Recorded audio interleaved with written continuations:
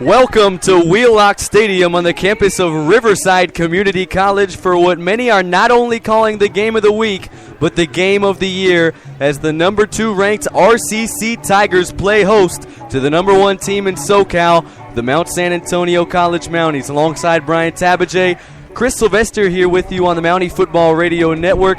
Brian, it doesn't get any better than this, but for the Mounties, it's do or die. Yeah, it is do or die, and right now you hear the song in the background. Let's get it started. Let's get this started. Mount Sac has a lot to prove in this game. I'm sure Coach Jabs and the squad had a fantastic week of practice. I'm sure the adrenaline's going, and if they can contain simple things in this game, such as keeping their penalties down, Mount Sac, and just cleaning up their offensive fluidity as far as, really locking in and making your blocks, as simple things like that can play really effective throughout the entire game. Well, Mount Sac at 6-1 on the season, 2-1 in conference play. An impressive 41-17 victory at home against Citrus College last week. And for RCC, they took care of business 36-12 over L.A. Harbor on the road.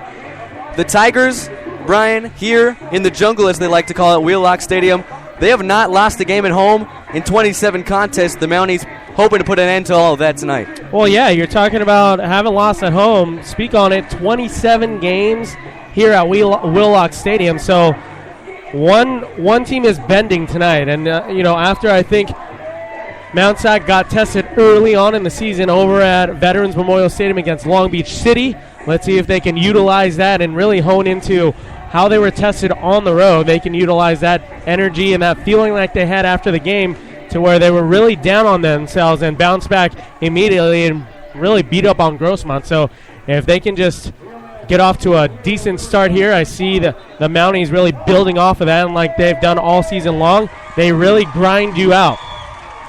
Well, Riverside City College, the Tigers, they won the toss and elected to defer to the second half, so that means the Mounties will be receiving.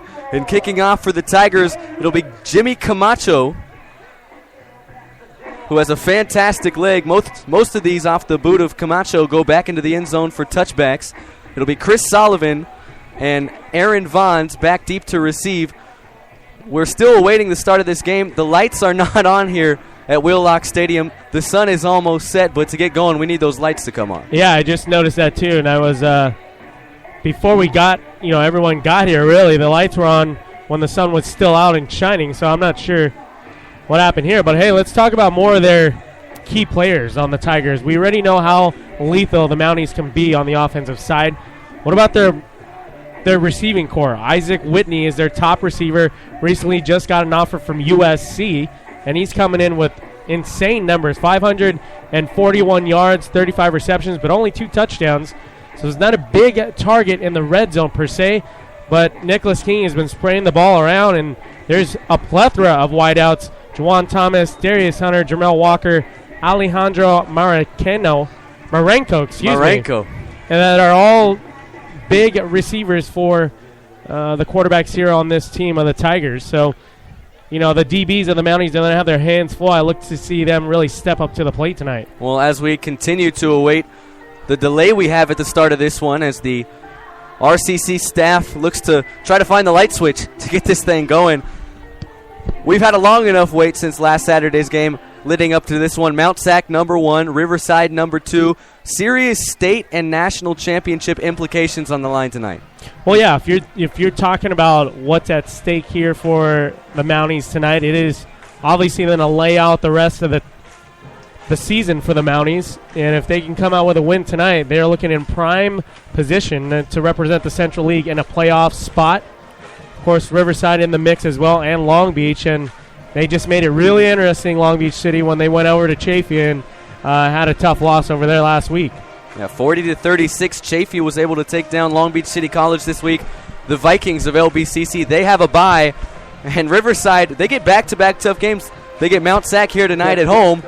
Then they have to travel down to Veterans Memorial Stadium and take on Long Beach City College, and that game's just going to be as big as this one for RCC. We'll see if RCC can really hone that energy, whether they win or lose tonight. Then they have to come with it in just a big game for them next week, and really a tough part of their schedule for the Tigers. And for the Mounties, they're looking to really just take this game.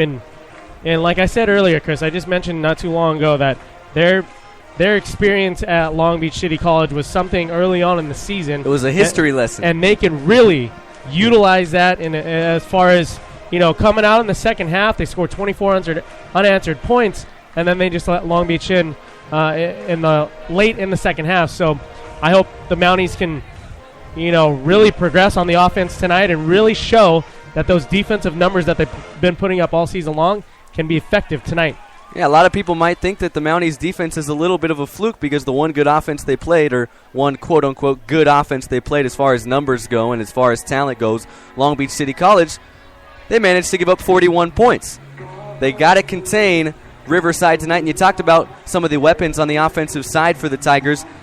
You look at Isaac Whitney, the offers are there, now 10. SC just offered him a couple of days ago. He's also got offers from Nebraska, Rutgers, Texas Tech, Vanderbilt, Washington State, West Virginia, University of Cal, Louisville, and Boise State. So this is a man headed for the Showtime ranks at the Division I level. But the quarterback situation has been interesting for the Tigers this season. Kelly Helinski, transfer over from Columbia University. He's a sophomore. He started the first 4 games for the Tigers, but he's struggled. He turned over the ball 7 times to just 8 touchdowns. That's not a rate you want to have as a quarterback. They made the move to Nicholas King, who's been fantastic for him, Brian. 65 of 105 passing, 727 yards through the air, 6 touchdowns and an INT. And this kid can run, too. He's ran it 31 times for 217 yards and 2 touchdowns as well. That's 7 yards per scamper from King. Mounties are no stranger to King. Back in 2012, King was a member of the El Camino college football team, and he faced the Mounties, had a relatively strong game, threw a touchdown, threw an interception, 217 yards, but he redshirted here last year. He feels like he's much more developed, and he's ready for this Mountie defense tonight. Yeah, King's, like you already touched on, since he's taken over, he's thrown only 1 pick and 6 touchdowns, and he's very, very versatile, live on his feet as well. And another man that they're going to have to contain on the run is Mr. Denzel Foster, the 5'10", 200-pound running back for the Tigers. Very effective all throughout the season. He did miss last game from a back injury, a minor back injury, but he's up in the mix tonight as we're about to get underway here. Coach Kraft said Foster at 100%. And the Riverside Tigers, they're going to need him at 100% up against this big defensive front for the Mounties. But first, the Mounties will be on offense as the lights are finally on. We're finally ready to go here from Willock Stadium in Riverside, California. Jimmy Camacho getting set to boot this one away, and we are underway. It's a kick that'll be about 5 yards deep into the end zone, and Solomon will take a knee right there, and the Mounties will start at their own 25 to start. Another touchback off the boot of Jimmy Camacho. Justin Allo in the offense. They got to score points tonight if they want to win. Yeah, and it's all about establishing right out of the gate, whether it's the run or the pass. Gilchrist, Tolbert, whatever Allo and company decide to do early on here, just make sure you execute and you're very effective. Allo, the sophomore, 6'1", 195 out of Carson High School.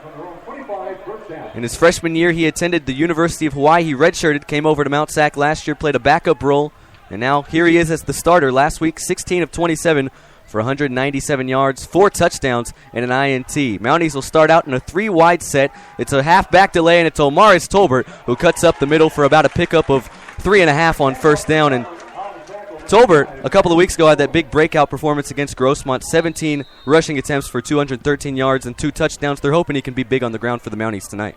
Well, we all hope that he can be big on the ground for the Mounties tonight, and that's a good way to start off this game. A little delay for Tolbert. See how he can read that defense and really put up some numbers tonight. Second and about 6.5 for the Mounties. 4-wide set, 2 split out to each side. Play action, and the pass is dropped by Derek Macon. That would have been good enough for a first down. Right on his chest. Hit that number 1 target right on his chest, and unfortunately for Macon, it bounced right to the ground. Well, if the Mounties want to beat RCC tonight, they got to make those catches. They got to make sure that drop by Derek Macon was going to be one of the few mistakes that they make on both sides of the ball tonight. 4-wide set here for the Mounties on a 3rd and 6. The lone back is Wilson. The snap is back. Allo pressured, a look to throw. He's going to go deep for Gilchrist, and the pass is incomplete, but a late flag flies in, and this is probably going to be a pass interference penalty against the Tigers, and he was clearly held. It was Christopher Gilchrist that time. Yeah, the man covering him was Treshawn Broughton, the DB sophomore, 6'1", 175 out of Vista Marietta. Gilchrist had him beat down the sideline, and he had no other choice but to hold him and interfere with his run there. So I don't know if they called it a hold or pass interference. It's a hold. Okay. So it's not a pass interference. It's a 10-yard penalty instead of a 15-yarder, but the Mounties will move the chains. 1st and 10 for Mount SAC at their own 39. Just underway here, 14:24 left to go, opening quarter. The number 1 Mounties and the number 2 Riverside Tigers. I guess the Mounties are sometimes number 1 and 2. 2 wide set here, the lone back, Tolbert, and he'll get the handoff here across the 45, and Omaris Tolbert. That's a healthy gain of 8 on first down.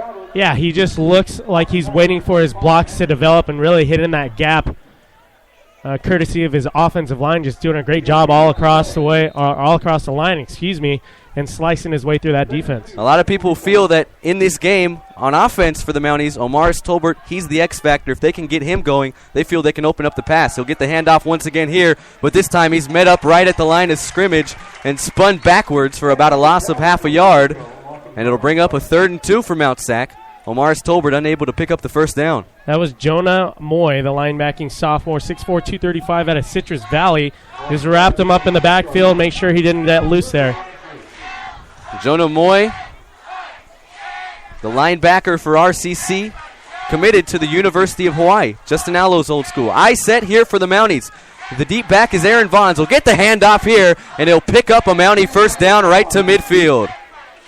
Nice run in there as they had a nutback too. I believe that was Brandon Wilson helping out in that power I formation for the Mounties. It's a nice call there by Coach Jabs and producing a first down. Yeah, the smaller back there. Aaron Vons picking up the first down. A little bit interesting that he'd elect to go with Vons instead of Tolbert, but he does. 1st and 10 for the Mounties at their own 49. Play action. Allo will keep. He gets into RCC territory, and he's down towards the 40-yard line, and another Mount SAC first down. Pickup of 11 on the ground for Justin Allo. So Justin Allo, for the first time tonight, carrying the football. And now the Mounties in RCC territory. 4 wide set here. The lone back, Vons, will get the handoff. Lots of room up the middle. Inside the 35, he goes down to the 33. Another healthy gain for Mount SAC on first down. And that time it was a pickup of about 7.5 yards, Aaron Vons. Aaron Vons is the speedy 5'8" running back for the Mounties, who's so effective, also utilizing that frame of his and cutting out and using his speed when necessary. Ball on the 33. Play action. Screen pass dumped out of the backfield. And for the Mounties, picking up the first down there was number 84, Isaiah Manley. And he gets down inside the 30-yard line towards the 28. And the Mounties are moving the ball effectively here on this first drive thanks to that RCC holding call, or else it would have been a 3 and out. Yeah, and, penalties go both ways. Obviously, it's affected the Mounties positively and negatively on their opening drive right now. It's all good. 1st and 10, handoff Tolbert, and he'll keep those legs churning down to the 26 for a pickup of close to 4 on first down. Omaris Tolbert, the sophomore transfer from Orange Coast College, looking to have a big game tonight for the Mounties.